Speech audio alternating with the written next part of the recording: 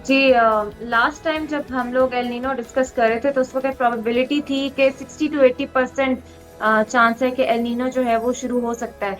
लेकिन अभी डब्ल्यूएमओ और कल जो यूनाइटेड नेशंस के हेड है एंटोनियो, उन्होंने भी बोला है कि अब 90% प्रोबेबिलिटी है कि एल नीनो शुरू हो सकता है मिड ऑफ द ईयर, और ये साल के आखिर तक जो है ये पीक भी हो सकता है।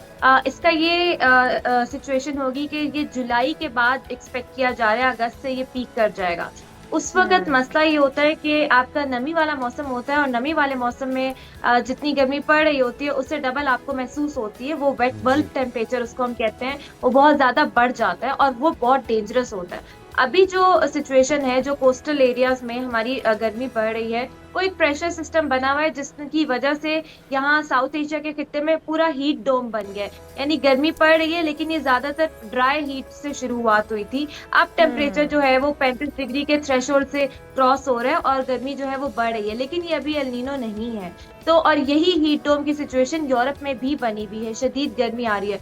अभी जो बहरुल काहिल का टेम्परेचर जो है, जो 2 से 3 डिग्री सेल्सियस बढ़ रहा है, अब कुछ साइंटिस्ट तो ये कह रहे हैं कि ये शायद 3 डिग्री से भी तजावुज कर जाएगा अगर ये हम्म। सुपर एल नीनो जो है शुरू हो जाता है अगस्त से। तो अब ज्यादा चांसेस हैं, और ये इसको कंपेयर किया जा रहा है जो 2015 और उससे पहले जो 1877 का एल नीनो आया था, जी। तो उसके साथ ही कहत साली पड़ गई थी। तो इसीलिए ये डेंजरस है उन इलाकों के लिए जहाँ फूड इनसिक्योरिटी का मसला है, जहाँ बिल्कुल सही। ज़रात पे मबनी आपकी हम्म। मईशत है। तो इसलिए ये बहुत बड़ा चैलेंज हो सकता है। अच्छा डॉक्टर साहब, एक तो ये कि वजूहात में क्या क्या आंसर हैं क्लाइमेट चेंज के ऊपर, जो रीजंस उसकी बन रही हैं उस पर हम बात करते हैं। अल नीनो इतने अरसे के बाद, इतनी दहाइयों के बाद दोबारा से अगर दुनिया को उसका सामना है, उसके मुहरकात और वजूहात क्या हैं, और फिर उससे निमटने के लिए जिस तरह ये एक आलमी मसला है, हमें आलमी तौर पे काम करना होगा, या इंडिविजुअली अगर हम अपने तय भी कोशिश करते हैं तो उससे उसके असरात से हम बच सकते हैं।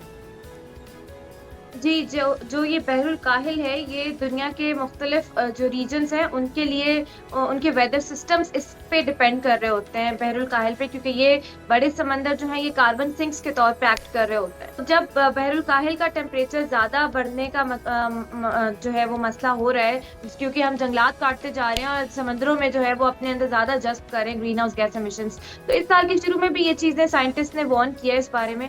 अब मसला ये है कि वो गर्म पानी डिस्ट्रीब्यूट करता है एशिया की तरफ और अमेरिका की तरफ। तो ये जो हवाओं का रुख होता है जब टेम्परेचर बढ़ता है बहरुल काहिल का, वो एकदम से कमजोर पड़ जाता है। उससे बहुत ज्यादा गर्म पानी जो है वो एशिया की तरफ मूव करना शुरू हो जाते हैं। तो ये क्लाइमेट चेंज ही इसका सबसे बड़ा ट्रिगर होता है, और ठीक है। ये इंसानी एक्टिविटीज की वजह से क्लाइमेट चेंज इसका ट्रिगर होता है। तो बिल्कुल ग्लोबल लेवल पे, इसलिए यूएन के हेड ने भी कल वार्निंग दी है कि इसको ग्लोबल लेवल पे देखने की जरूरत है कि आखिर क्यों मुसलसल ग्रीन हाउस गैस एमिशंस के इखराज में इजाफा हो रहा है, और दुनिया क्यों क्लाइमेट एक्शन को स्ट्रेंथन नहीं करी। क्योंकि ये सबसे बड़ा थ्रेट है लॉन्ग टर्म में क्लाइमेट चेंज। आपके सारे डेवलपमेंट गेन्स को ये पीछे ले जाता है, आपको 30 साल, एक सैलाब पीछे ले जाता है। लेकिन इंटरेस्टिंग फैक्ट ये है कि हमारे खित्ते में हीट को, शदीद गर्मी को अभी भी मैक्रो इकोनॉमिक तौर पे हमने नहीं देखा कभी, और दुरुस्त। इसीलिए हमारी पॉलिसी प्लानिंग वीक रही है। इस हवाले से हम कंसिडर नहीं करते रहे इसको एज अ थ्रेट।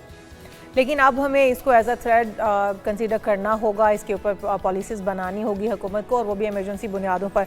अच्छा डॉक्टर साहब, इसका बताया जा रहा है कि ये एक तो 2 से 7 साल बाद जो है वो अल नीनो आता है, और फिर अब इसका दौरानिया भी बताया जा रहा है कि 9 से 12 माह तक बरकरार रह सकता है। अगर गर्मियों का ड्यूरेशन देखा जाए तो जून, जुलाई, अगस्त और सितंबर मैक्सिमम रहता है, तो क्या ये लंबा भी हो सकता है? अगर 9 से 12 महीने के दौरानिए के मुताबिक, तो फिर ये सर्दियां भी इसी के अंदर लपेटी जाएंगी और गर्मी की हिद्दत बरकरार रहेगी, ये ऐसे ही जिस तरह से अभी हम देख रहे हैं या अल नीनो में देखी जा सकती है।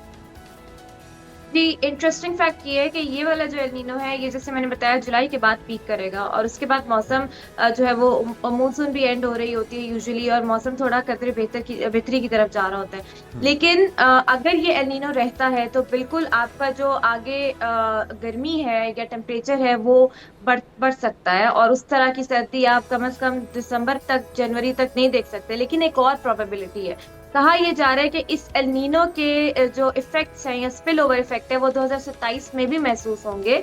लेकिन ये भी प्रोबेबिलिटी है कि 2027 के शुरू में ही एल नीनो खत्म हो और उसके फौरन बाद लानीना शुरू हो जाए। और आपको पता है कि जब लानीना शुरू होता है तो वो अपने साथ एकदम शदीद बारिशें और सैलाब लेकर आता है। लेकिन इसकी अभी सिर्फ प्रोबेबिलिटी है, कंफर्मेशन नहीं है।